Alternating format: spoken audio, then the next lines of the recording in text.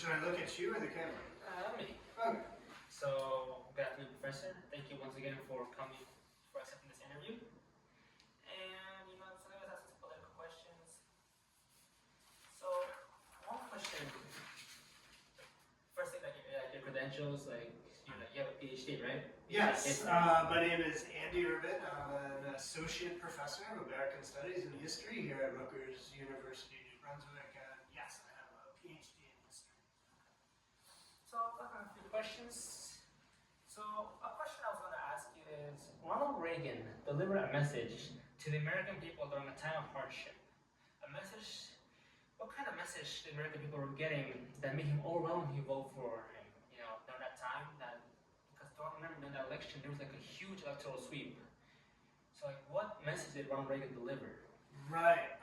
And again, Jason, so as I mentioned, I'm not a political historian. This is not, my expertise per se. So I'll offer an answer based on what I know, but I would, encourage you to maybe dig deeper and look at some of the scholarship. I think it had a lot to do, from what I recall, from having studied this period in graduate school with some of the ongoing global political events, right? I mean, there was the Iran hostage situation, which was ongoing. There was serious concern about the economy at this point. And so the message was one of conservatism, right, and kind of bringing the United States back to what I think it's safe to say Reagan maybe portrayed as a kind of more simple, older, traditional time. But like all elections, I think a lot of it also had to do with people's disappointment with the Carter administration and what they perceived as the failures of the Carter administration. But the specific Reagan, message about a new dawn or a new morning for America, right, was very much about a kind of, it was both a new dawn, but it was also a new dawn that was referencing the past in a more kind of conservative way of life that, Reagan, I guess, promoted to people as promising them a kind of calm and peace out of what they saw as kind of the social disruptions of the 1970s. Yeah. Thank you. Another question is, Reagan and George H.W. Bush were like the last few political presidents that people actively chose person over party. So now, when it comes to the 21st century, it's usually just party over person. Is there any precedent in the history of the United States, or is this like the first time we're ever seeing this? Well, I don't know enough. I thought that the early analysis after the most recent election was that there was some, repetition of what you're describing, where, individuals split their ticket insofar as they voted for President Trump, but then for, say, Democratic senators or governors, right? I know, like, Wisconsin is a case study where Tammy Baldwin was reelected. So, it does still happen sometimes, and it happened a bit in this most recent election. It probably didn't happen nearly to the same degree it happened back in that 1980 election. I guess now you're also talking about the 88 election when the first Bush was elected. And yeah, I think that's partly because that was also a time of political realignment. This is at the tail end of the moment when Democratic voters, especially, working class voters from the North who had been traditionally aligned with the Democratic Party were really shifting in large numbers to the Republican Party. So, I think Reagan was out front of a number of more, state and, and congressional candidates in that regard. Yeah. After 9/11, there was like a huge surge of patriotism, the country united. According to who? According to, I was reading this article. There was America United. People because that's how George W. Bush was able to win 2004. He won the popular and the electoral vote. So many experts said, it was because 9/11 he brought them together, keep the same president. Yeah. Do you agree that patriotism often oversees personal best choices? Patriotism, for example, now we see MAGA as patriotic, but some people don't disagree with it being patriotism. How is there? Yeah, I think as a scholar, right, and some of what you're about to hear is going to, I think, resonate with the points I'm trying to make in our own Intro to American Studies class. I mean, I have trouble, I'll admit, answering those questions because, I mean, to begin with the first part, I mean, yes. I think it's accurate to say that immediately after September 11th, 2001, there was a surge of patriotism, and even people who might, not commonly demonstrate patriotism, did so because they were so shocked and upset by the attack on the United States. But, right, I know personally, because the United States went to war in 2003 against Iraq for what, even at the time, seemed to be very dubious, reasons or justifications. Right, there was no nuclear weapons program that the Bush administration stated was. I don't know how much you know of this history, Jason, and I'll give you a little tip. Right, when you do interviews like this, you need to kind of be informed yourself, right? But the U.S. was at war in 2003, and so a lot of us were in the streets protesting the fact that the U.S. was about to invade Iraq because it seemingly had nothing to do with 9/11. And as was subsequently shown with quite detailed evidence, it did indeed have nothing to do with 9/11, right? So it was hard to be patriotic when it seemed I had students who had to go off and die in that war, right? It wasn't like a joke. It wasn't rah-rah in the U.S. I certainly wouldn't call MAGA patriotic. I mean, you mentioned we tend to think of MAGA as patriotic, but who's the we there? Like, I certainly don't think of that as patriotic. To me, like, spreading hatred, towards various groups of Americans is not a very American value, so I would never, cede to them, so to say, any, claim to patriotism, right? I mean, why are they patriotic? I would ask you. Because they wave the flag a lot.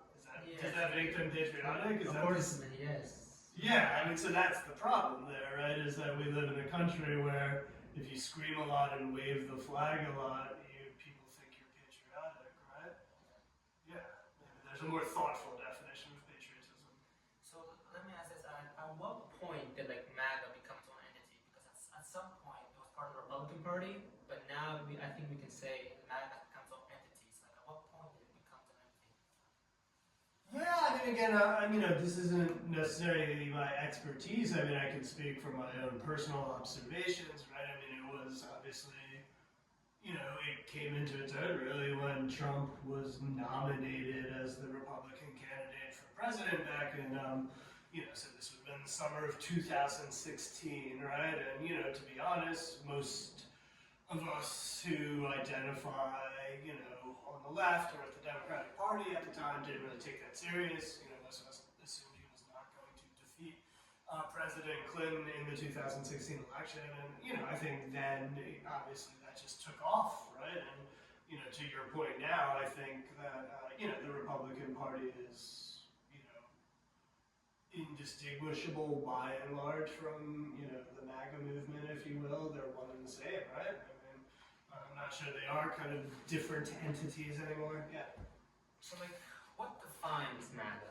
What defines MAGA? You mean what defines it? What social beliefs? There's a person what social beliefs that make a person MAGA. So what a person says that I'm MAGA, I'm not Republican because now people say I'm MAGA, not Republican. I just from personal experience working on the countryside. Yeah, I mean that's a good question. I'm not sure, to be honest. You would probably have to ask somebody who identifies as that. I mean, it seems like to me, especially now, obviously with Trump, in the White House and basically asserting his control over the Republican Party, it seems like it would be to me a pretty compatible thing these days. But I think there's a certain kind of style of politics maybe associated with MAGA that's really loud and in your face and misogynistic, right? So really big on denigrating women, right? Very much about bringing in kind of bro culture and people who are into kind of that sort of scene, and so maybe it's a matter of style. I think the difference is more in style than substance, potentially, So, what specific group of people did Donald Trump tap into that allowed him to get there he was like everyone predicted he was gonna lose. So like, what voters showed up for him? I mean, isn't that like the $1 billion question? You know, I mean, again, I'm not a political scientist. This is not my area of expertise, to be perfectly honest. I try to avoid the news since the election somewhat, just because I don't necessarily want to read too much about it because it upsets me. It makes me a less peaceful and calm and wonderful person. But I mean, again, I think the short answer is, yeah, there's I don't know, Jason. Yeah, I don't know the answer. I mean, I think in 2016 people were clearly upset with what they perceived as the Clinton campaign's lack of attention to working class voters and their economic woes. Right. Again, I think I can critique the Democratic Party. I feel more comfortable doing that because it seems like I have more basis for doing that, to be honest. Yeah. But yeah, I'm not sure why anyone would vote for Donald Trump. I mean, there's a lot of clear evidence that people are voting against their direct interest, right? Spouses of undocumented immigrants and stuff like that, which is mental, and so I can't explain it. So Yes, but now I'm heir to the expertise immigration. So Trump's threatening to initiate mass deportation and exclude citizens who were born here but they were born with illegal immigrants. In the history of the United States, is there anything that protects them? yeah, I mean, obviously we talked about this in class, and we'll see how it all pans out, right? But the big thing protecting the children of undocumented immigrants who were born on American soil is the principle and concept of birthright citizenship, which was enshrined in the Constitution by the 14th Amendment, to the Bill of Rights, and again, essentially, it has been interpreted by the Supreme Court, most famously in the Supreme Court case of the United States versus Wong Kim Ark in 1898, as extending to anyone who was born on U.S. soil, regardless of their parentage. But yeah, there's going to be a growing legal movement. I think it's very safe to say, since it was already kind of mounting a campaign, and at some point, I think in probably the next 4 years, we're likely to see a lawsuit that probably goes all the way to the Supreme Court Supreme Court that challenges whether birthright citizenship should be something that the children of undocumented immigrants have access to. And again, I don't know what will happen if that's the case. I'm not sure that the current Supreme Court is going to potentially protect the reading of the 14th Amendment that's prevailed today to this date. Yeah. Does immigration, both illegal and legal, hurt America in the way Trump portrays it? Well, I mean, again, Jason, I wouldn't use those terms. I would use documented and undocumented. And, the reason I do so is because, yes, you could certainly say that when an immigrant, crosses the border without the right documentation, in certain instances, it's an illegal act, right? But, that doesn't make them an illegal person, right? It's simply one act. I think undocumented is a more humane term for that reason. So partly it's about framing, right? If you start calling people illegal, right, it's a license to treat them poorly because they're criminals and they're bad and they're evil, right? So, I would call them undocumented immigrants, and then no, I mean, I think the short answer is it's a load of bullshit. I mean, I don't have them in front of me because I don't have my computer, but I could very quickly cite multiple expert studies that show you, for instance, that undocumented immigrants, relative to the rest of the population, commit far less crimes. Right? Or not far less, but statistically less on average crimes. Right? So you know what I mean. So if you were to take a statistic sampling of the United States population and compare the amount of criminal acts committed by undocumented immigrants compared to both U.S. citizens but also documented or legal immigrants, right? You'd find that undocumented immigrants commit less crimes, right? Yeah. And there's probably a simple reason for that, right? They're worried about, right, already risking, being arrested for just being there. Many of them are very busy working and trying to support their families, right? larger point is that every time Trump and his allies go on about rapists and like dangerous criminals, right? That's just not true, right? There's no basis in fact or truth for that particular statement, right? And so you can have a debate about whether the United States should let, is, exploiting, say, undocumented immigrant labor to the detriment of American workers, and is it affecting wages, right? Is it, you could have arguments like that, right? Is it costing too much in social services to support undocumented immigrants? Again, I don't think it is. I disagree, and I can cite people. But that's even like their rational and kind of level debate, you know what I mean? Yes. Right? But like, how am I to debate somebody who believes that like all Mexican immigrants are rapists, right? Like, that's a fantasy that has no bearing in reality. So like, why would I respect what the Trump administration is saying about immigration? We know that they're trying to stoke panic and fear, right? These are people who said that Haitian immigrants in Ohio are eating pets, right? Again, like the mayor of that town itself said that is not true, right? And again, I just, like, it's hard to respect or think or take seriously people who are clearly trying to work people up and get them scared, right? That's not a kind of civil way of engaging in politics, if you will. Yeah. So like adding to that, you can say Trump using fear to get to the American people. Oh yeah, absolutely. Yeah, that I will say with a lot of confidence, right? Yeah, it's all about fear, right? I mean, yeah.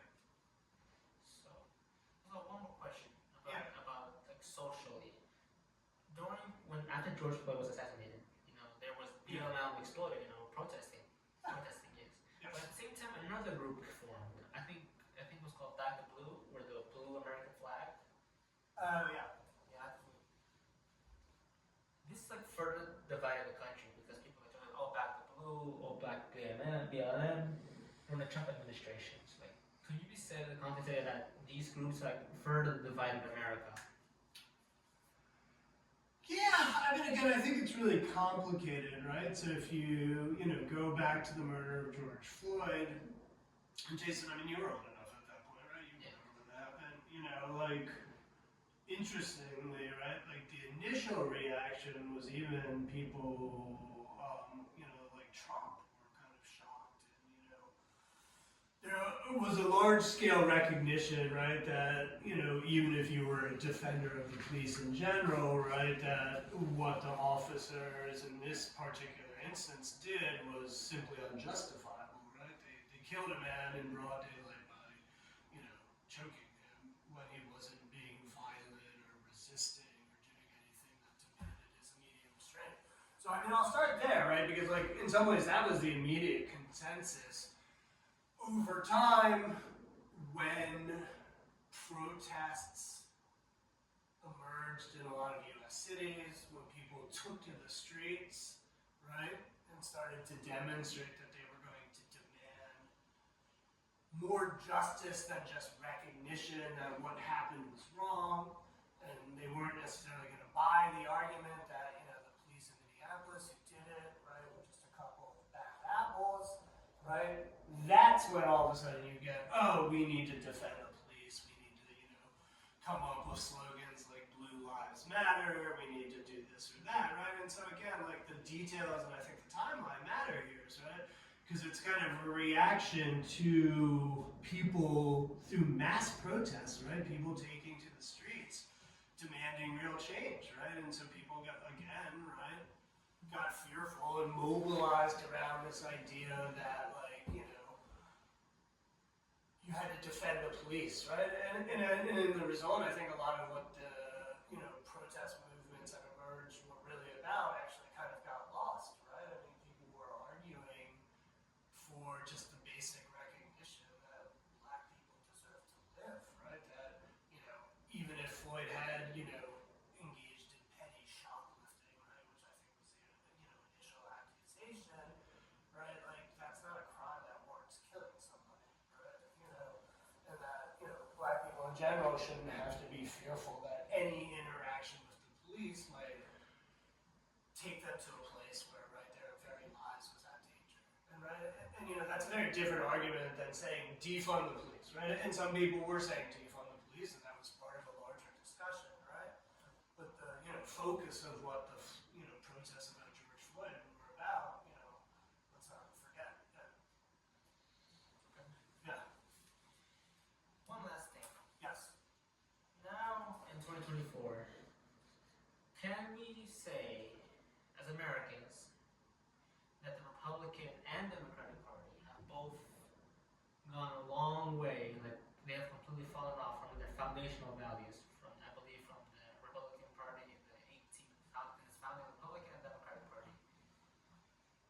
I mean, yes, but I mean, I don't know if in the kind of sort of, we shouldn't be shocked that that's the case in the way you're setting up, right? Because I mean, obviously, the parties were founded in very specific, historical moments to advocate for very specific things, right? So, yes, right?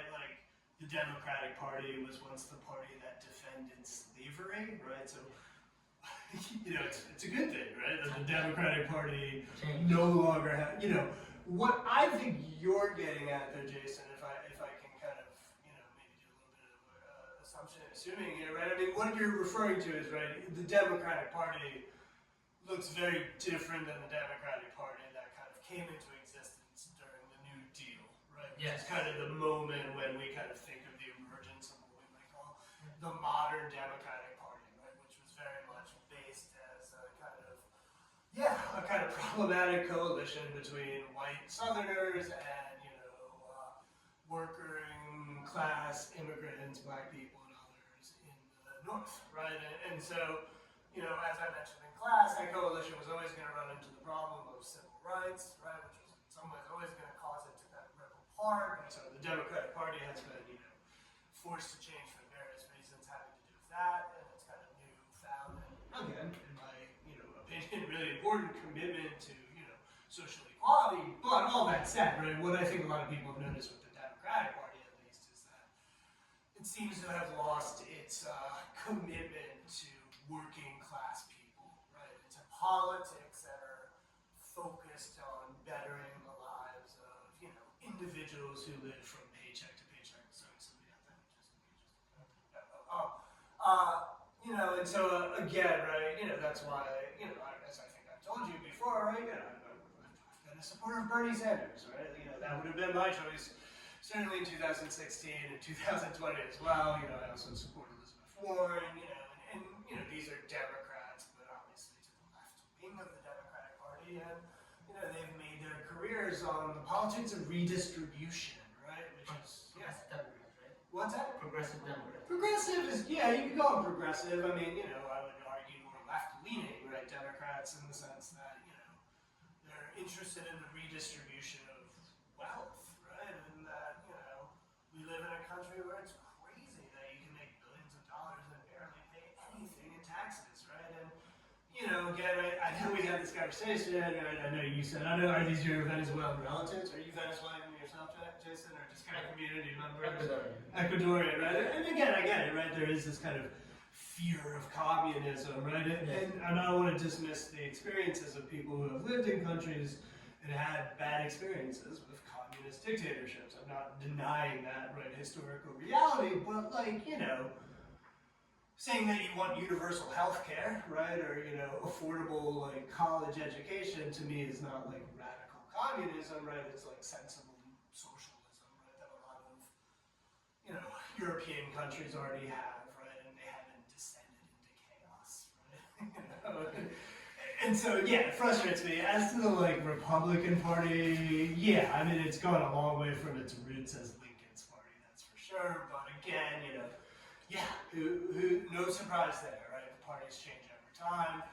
I remember the Bush and Cheney administrations, people like me were quite shocked when Lynn Cheney and others, and Dick Cheney were, arguing for Harris in part because, I still don't think that those administrations were especially, wonderful examples of governance either, right?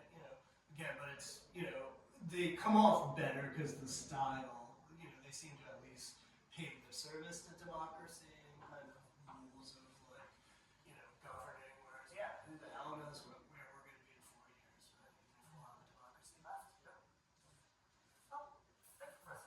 Jason. Thank You you, got Professor. you got 4 more minutes. If you got any last questions, no, you don't have to. One question. Yeah. So it can be safely proven through extensive research. America depends on immigrants. I mean, yes, yeah. And again, it's incredibly complicated, right? But I'll give you one example, right? Let's say immigrant labor was just, let's say even undocumented immigrant labor was just to disappear, like, it was good. Somehow Trump was able to deport every undocumented immigrant, right? Like, Yes. you know, prices for services, like restaurants, landscaping, construction, domestic labor, janitorial services. I could go on and on. But the basic point there is that all those industries rely heavily on undocumented immigration, right? To hire workers.